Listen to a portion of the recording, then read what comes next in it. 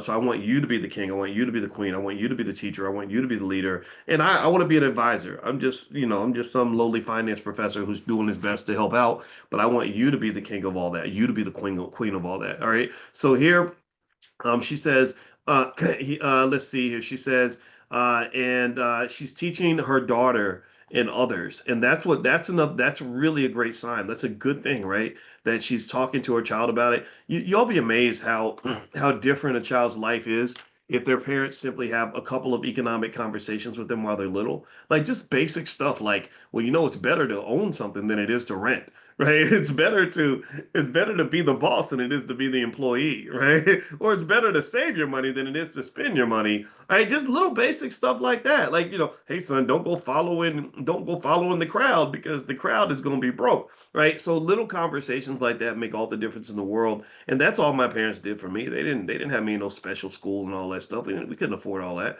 They literally would just give me common sense, right? So you'd be amazed at how common sense can really increase the dollars and cents in your life. So everybody type the word common in the chat. Like common sense. That's what we want. Just want common sense. Ain't nothing extraordinary here. Type the word common in the chat if you get what I'm saying. So common sense. Start with the common sense and that'll create the dollars and cents. I promise you. Because there ain't no common sense about going $200,000 in debt to get a degree that's going to help you make $50,000 a year. There's nothing in common sense that says you should work for the very same people that are oppressing you and then complain about how they're oppressing you.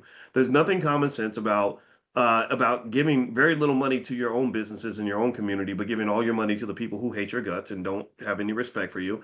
There's no common sense about letting other communities build businesses in black communities and invade our space constantly, and us not even feel any kind of way about that. Right? There's nothing in common sense that says I should go broke trying to impress people who don't matter, buying stuff I can't afford, and making sure my children starve. There's no common sense in not preparing my children economically, not teaching them about finances, not teaching them about the economics of war. Meaning that, yeah, sure, Trump is declaring war in Venezuela, but you have war in your own community. You have war in your own house. You have war every day you get up and you have to go to a job that you hate. Well, you are a casualty of war. Every day you get up and you can't afford the things that you need, then somebody's declared war on you. Somebody took your stuff. Every time you look back and realize I ain't got no generational wealth, well, that's because somebody declared war on you. So the same way, if you want to make the argument, which I'm not going to disagree with you, if you want to make the argument that the United States government, the epicenter of where you live, not that I'm not here speaking anti-US, nothing. I'm just telling because I have a lot of respect for like soldiers and veterans that are in this room for sure. But if you want to look at what really is personified in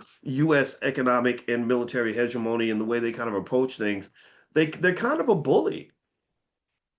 They're a little bit of a bully. Like and I understand how to survive in this society because I understood what it was like to grow up in my house. Because I'm not gonna lie, I love my dad, but my dad was a little bit of a bully. My daddy, I told y'all about my daddy. My daddy's a good man, but he was a little bit of a gangster. He was a police commander. He commanded hundreds of men.